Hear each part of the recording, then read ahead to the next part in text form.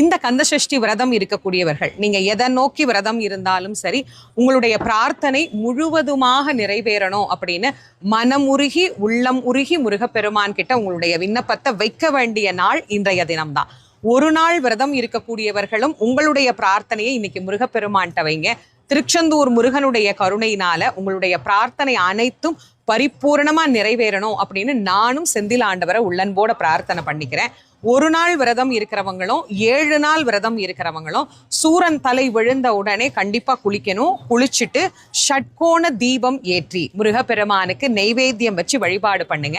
அதே மாதிரி அந்த நெய்வேத்தியத்தை சாப்பிட்டுட்டு தான் நாம விரதத்தை பூர்த்தி பண்ணணும். 7 நாள் விரதம் இருக்கிறவங்க கூட இன்னைக்கு சுவாமிக்கு நெய்வேத்தியம் பண்ணிட்டு அதை பிரசாதமாக நாம எடுத்துக்கொள்ளலாம். ஒரு நாள் விரதம் இருக்கிறவங்க பிரசாதத்தோடு அதை பூர்த்தி பண்ணிடுங்க விரதத்தை. நம்முடைய பிரார்த்தனை அனைத்தும் முழுசா நிறைவேறணும்னு பிரார்த்தனை பண்ணிக்கோங்க. அதே மாதிரி